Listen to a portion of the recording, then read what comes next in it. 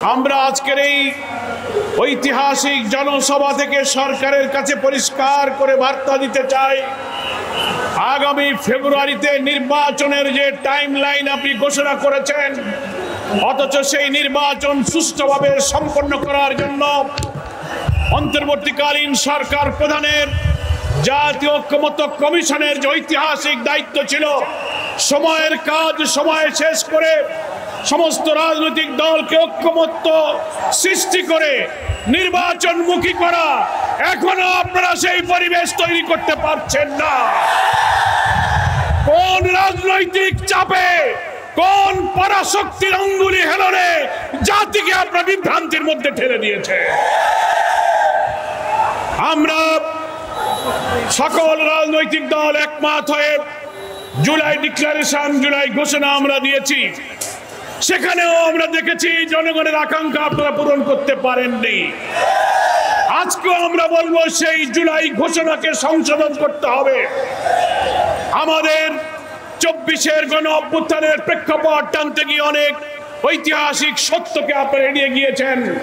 জুলাই ঘোষণাতে শাপলা চত্বরে ওলামায়ে কেরাম ইসলামের জন্য যে কুরবানি দিয়েছেন সেই ইতিহাস আনা হয়নি। সেখানে পিলখানার কাহিনী আনা হয়নি। আলেম ওলামা ইসলামী জনতার যে ঐতিহাসিক অবদান জুলাই অভ্যুত্থান ছিল সেটাও আনা হয়নি। আপনারা এটাকে সংশোধন করবেন। তারপর জুলাই সনদ, জুলাই চার্টার নিয়ে ন্যাশনাল কনসেনসাস কমিশন সকল রাজনৈতিক দলকে নিয়ে চেষ্টা চালিয়ে যাচ্ছেন। অনেক দিন হয়ে গেল, 2 মাস ধরে নেতৃবৃন্দ চেষ্টা করছেন, কিন্তু একটি দলের প্রভাবের কাছে আপনি মাথা নত করে আমাদেরকে কেন ঐক্যবদ্ধ দেখছেন না? আমরা সবাই বলেছি জুলাই সনদকে আইনি ভিত্তি দিতে হবে। একটি বড় দল বলছেন সংবিধানের সংশোধন, আইনি ভিত্তি দেওয়ার এই কাজগুলো এখন হবে না, নির্বাচনের পরে যে পার্লামেন্ট আসবে তারাই এসে নাকি সেই কাজগুলো করবে।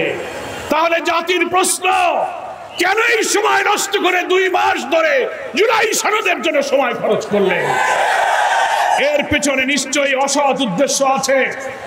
কারা পার্লামেন্টে যাবে আগামী নির্বাচনে, ক্ষমতা জনগণ কাদের হাতে দিবে সে মহান আল্লাহ পাক ভালো জানেন। তার আগে, ক্ষমতায় যাওয়ার আগে যারা দোকানপাট, টেম্পল বাজারঘাট দখল শুরু করেছেন, তারাই জোর করে ক্ষমতায় যাওয়ার ফন্দি ফিকিরের জন্যই জুলাই সনদের আইনে বাস্তবায়নকে আপনারা বিলম্বিত করছেন। আমরা আজও পরিষ্কার বলি, গতকালকে ঐক্যমত্য কমিশনের সব দলের প্রতিনিধিরা বলেছেন জুলাই সনদের আইনি ভিত্তি দেওয়ার পথ পন্থা আমরা দেখিয়ে দিয়েছি। পিআর পদ্ধতি ছাড়া বাংলাদেশে নিরপেক্ষ নির্বাচন হবে না। অথচ একটা বড় দলের স্থায়ী কমিটির নেতারা বলছেন পিআর কি খায় না মাথায় দেয়। কেউ বলছেন পিআর, যে দেশের লোকেরা ইভিএম বোঝে না তারা পিআরও বোঝে না। আমরা আশ্চর্য হই, রাজনৈতিক নেতৃত্বের প্রজ্ঞার, চিন্তার, দূরদর্শিতার এত সংকট, আপনি ইভিএম মেশিনের সঙ্গে পিআরের তুলনা করেন। ইভিএম হচ্ছে একটা মেশিনের নাম, ইলেকট্রনিক ভোটিং মেশিন। সেটা হলো একটা মেশিন, একটা যন্ত্র। আর পিআর হচ্ছে প্রপোর্শনাল রিপ্রেজেন্টেশন।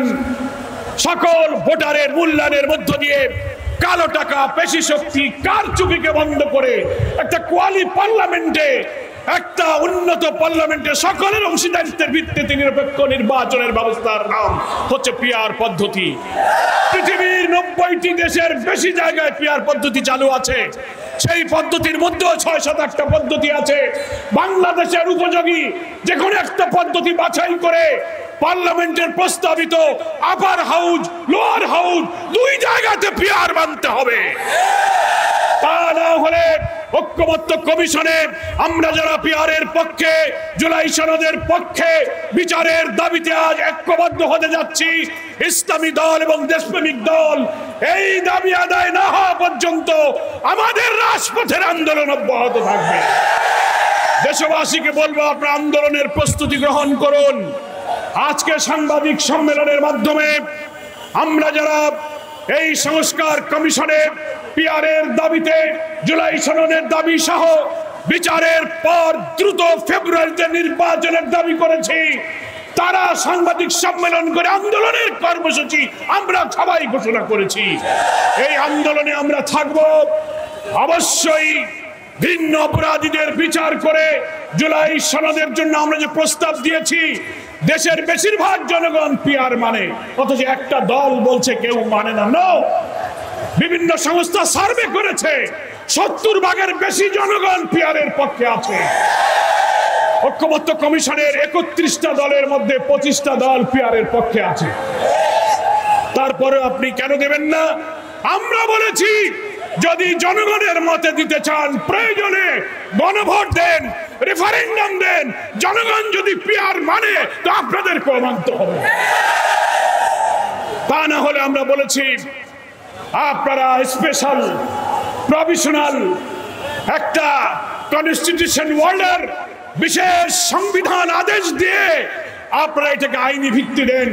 তার ভিত্তিতে নির্বাচন না করে যদি তালবাহানা দেখান, একটি রাজনৈতিক সংকটের দিকে দেশকে যদি ঠেলে দেন, জাতির সামনে মহা দুর্যোগ অপেক্ষা করছে। আমরা জামাত ইসলামীর পক্ষ থেকে ইসলামী আন্দোলন বাংলাদেশ এবং তার সম্মানিত আমির, বাংলাদেশের তৌহিদি জনতার প্রিয় নেতা মুফতি সৈয়দ মোহাম্মদ রেজাউল করিমকে মোবারকবাদ জানাই। জাতির রাজনীতির এই সংকট কালে ইসলামী দল শক্তি ঐক্যের কাণ্ডারি হয়ে জাতীয় ঐক্যের পথে তিনি যে অসাধারণ ভূমিকা রেখেছেন, আপনি এগিয়ে চলুন। জনগণ ইসলামী নেতৃত্বের পাশে থাকবে। জামাত ইসলামীর পক্ষ থেকে আজকের এই সমাবেশে দেশবাসীকে, ঢাকাবাসীকে শুভেচ্ছা জানিয়ে আমি আমার বক্তব্য শেষ করছি।